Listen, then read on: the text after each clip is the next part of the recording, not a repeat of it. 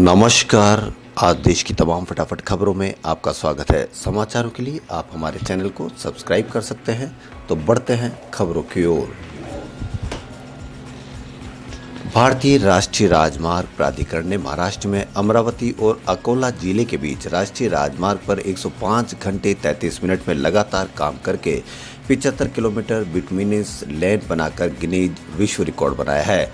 सड़क परिवहन और राजमार्ग मंत्री नितिन गडकरी ने बुधवार को इस उपलब्धि के बारे में बताते हुए कहा कि इस परियोजना को पूरा करने के लिए 720 मजदूर और स्वतंत्र सलाहकारों के एक दल ने लगातार दिन रात काम किया था। गडकरी ने एक वीडियो संदेश में कहा कि 75 किलोमीटर की एकल लेन बिटुमिनस कंक्रीट रोड की कुल लंबाई 37.5 किलोमीटर की 2 लेन वाली पक्की सड़क के बराबर है। मुंबई पुलिस की अपराध शाखा का एक दल फिल्म लेखक सलीम खान और उनके बेटे अभिनेता सलमान खान को धमकी भरा पत्र मिलने के मामले में गैंगस्टर लॉरेंस बिश्नोई से पूछताछ करने के लिए बुधवार को राष्ट्रीय राजधानी पहुंचा। पुलिस सूत्रों ने जानकारी दी है। मुंबई पुलिस ने सलीम खान और सलमान खान के बयान दर्ज कर लिए हैं तथा अभिनेता के बांद्रा उपनगर स्थित आवास की भी सुरक्षा बढ़ा दी गई है। पुलिस ने सलमान के 2 अंगरक्षकों के भी बयान दर्ज किए हैं।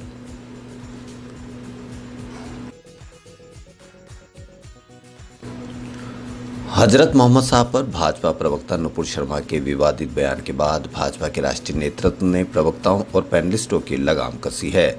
पार्टी के राष्ट्रीय अध्यक्ष जेपी नड्डा ने सभी राष्ट्रीय और प्रदेश प्रवक्ताओं के साथ विवादित बयानों के कारण सुर्खियों में रहने वाले नेताओं को पार्टी लाइन के विपरीत बयान नहीं देने का फरमान जारी किया है। सूत्रों के अनुसार भाजपा ने धार्मिक भावनाएं भड़काने वाले बयान देने वाले 38 नेताओं की लिस्ट बनाई है।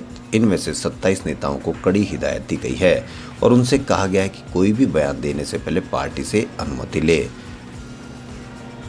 इधर भाजपा प्रवक्ताओं को भी इस मसले पर कोई भी बयान जारी नहीं करने की हिदायत दी गई है। प्रवक्ताओं ने व्हाट्सएप ग्रुप में सभी प्रवक्ता और पैनलिस्ट को विवादित बयान नहीं देने को कहा गया है।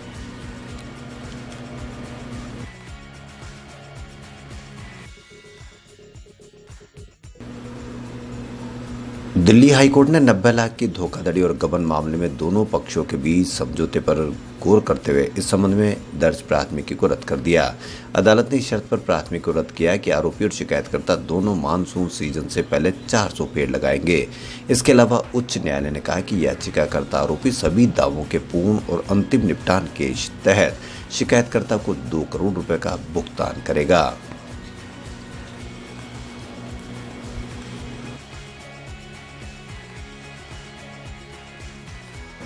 भारतीय रिजर्व बैंक ने बुधवार को अपनी जून पॉलिसी मीटिंग के बाद रेपो रेट 0.50% बढ़ा दिया है।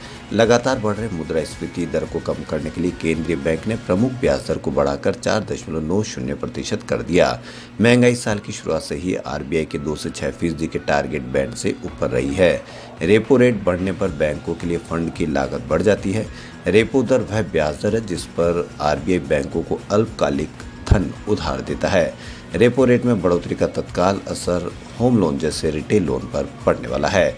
बैंकबाजार.com के सीईओ आदिल शेट्टी ने कहा कि होम लोन की ब्याज दरें जो अप्रैल में लगभग 6.50% से नीचे थी, अब जून में बढ़कर 7.60% हो जाएगी।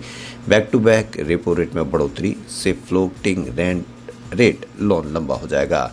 उदाहरण के लिए यदि किसी व्यक्ति ने 20 साल के लिए 7% से दर पर उधार लिया तो अगर उनकी दर 7.50% हो गई तो उन्हें 24 और ईएमआई का भुगतान करना होगा।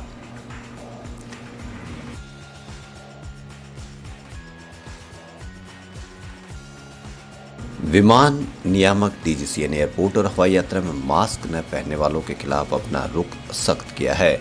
डीजीसीए ने कहा कि जो यात्री मास्क नहीं पहने होंगे उन्हें अनियंत्रित माना जाएगा और विमान रवाना होने से पहले फ्लाइट से हटा दिया जाएगा।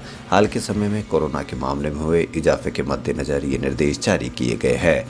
विमानन नियामक डीजीसीए ने बुधवार को कहा कि सीआईएसएफ के जवान मास्क के नियम को लागू करेंगे। जो भी यात्री इसका पालन करने से इनकार करेंगे उन्हें विमान के टेक ऑफ से पहले उतारा जा सकता है। गौरतलब है कि डीजीसीए की गाइडलाइन दिल्ली हाई कोर्ट की ओर से कोविड सुरक्षा उपायों का पालन कराने से इनकार करने वाले यात्रियों के खिलाफ सख्त रुख अपनाने का आदेश लेने के बाद सामने आई है।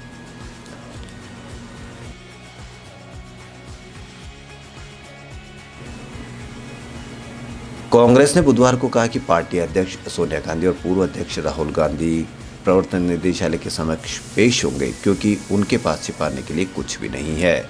पार्टी प्रवक्ता पवन खेड़ा ने संवाददाताओं से कहा कि हम कानून को मानने वाली पार्टी है, हम नियमों का अनुसरण करते हैं। अगर उन्हें तलब किया गया है तो निश्चित तौर पर वे जाएंगे। हमारे पास छिपाने के लिए कुछ भी नहीं है। उन्होंने कहा कि हम भाजपा की तरह नहीं है। हमें याद है कि जब अमित शाह 2002 से 2013 के दौरान भागते फिर रहे थे तो खेड़ा ने कहा कि हमें कोई घबराहट नहीं है।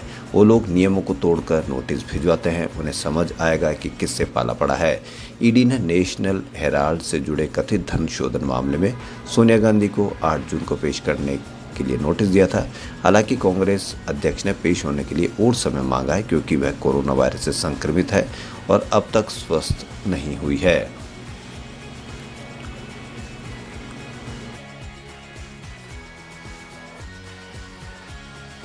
देश में बढ़ रहे सांप्रदायिक हिंसा के मामले और टीवी चैनलों पर उनके कवरेज को लेकर एडिटर गिल्ड ऑफ इंडिया ने तीखी प्रतिक्रिया दी है।